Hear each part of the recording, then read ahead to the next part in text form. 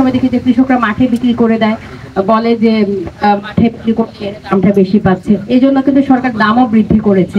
এখন 32 টাকা কেজি।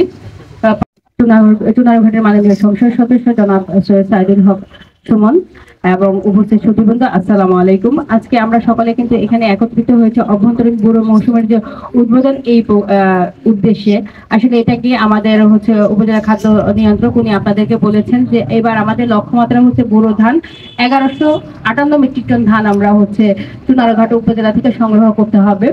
সরকার এই ধানগুলো কেন সংগ্রহ করে আমরা পাওয়া যাচ্ছে আর 1280 টাকা মন ধান।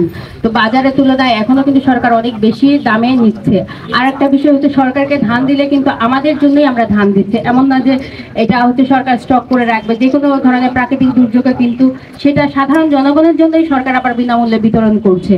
এই জন্য আমার অনুরোধ থাকবে যে আপনার ব্যক্তিগত পর্যায় থেকে ভাবছেন যে আমি মাঠে কাঁচা ধানটা বিক্রি করে দিলাম, এখানে দিতে হলে আমাদের ভালো করে শুকাতে হয়, একটু কষ্ট করতে হয়, কিন্তু কষ্টটা কিন্তু আপনি রাষ্ট্রের জন্য করছেন, নিজের জন্য করছেন। সরকার যে নির্ধারণ করেছে ধান সংগ্রহে সারা বাংলাদেশে, সেই ধানটা যদি আমাদের সংরক্ষণে থাকে আমরা কিন্তু নিরাপদ থাকবো। আমাদের যে কোনো প্রাকৃতিক দুর্যোগে বাজারে যখন অস্থিতিশীলতা তৈরি হবে সেক্ষেত্রে কিন্তু আমাদের খাদ্যের কোনো ঘাটতি হবে না। আমরা দেখেছি গত বছর কিন্তু এর আগের বছর ইউক্রেন যুদ্ধ হলো, রাশিয়া যুদ্ধ হলো, সেখানে সারা বিশ্বে অনেকটা খাদ্যের ঘাটতি দেখা দিয়েছে, কিন্তু আমাদের দেশে কিন্তু এটার প্রভাব পড়েনি, কারণ সরকারের ধান পর্যাপ্ত পরিমাণে মজুদ ছিল, আমাদের উদ্বৃত্ত ছিল।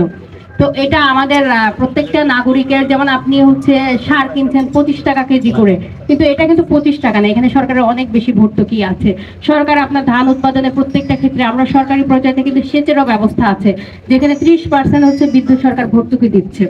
তো ধান উৎপাদনের ক্ষেত্রে সরকার সকল ধরনের ভর্তুকি দিয়ে আপনাদের পাশে আছে।